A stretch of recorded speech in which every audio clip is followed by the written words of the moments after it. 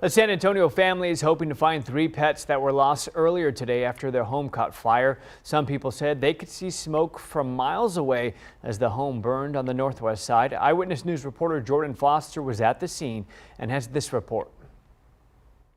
A fire that could be seen for miles. The occupants of the home were here. They all got out safely. Battalion Chief Craig Ramon with the Leon Springs Fire Department said it didn't take long for this entire house on the northwest side of San Antonio to go up in flames. The fire got pretty big, pretty fast, so we ultimately wound up transitioning into a defensive attack and fighting the structure from the outside. Meaning they were forced to sit and watch it burn. They believe the fire started in the garage.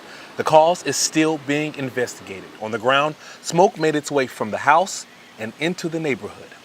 We did have some spread to some of the trees and some of the wildland behind the structure. We focused on that as well so they wouldn't spread and threaten any of the other homes in the area. Firefighters did run into a problem. One of the only hydrants in the area released a low-pressured water, but we had two 2,000-gallon pools set up.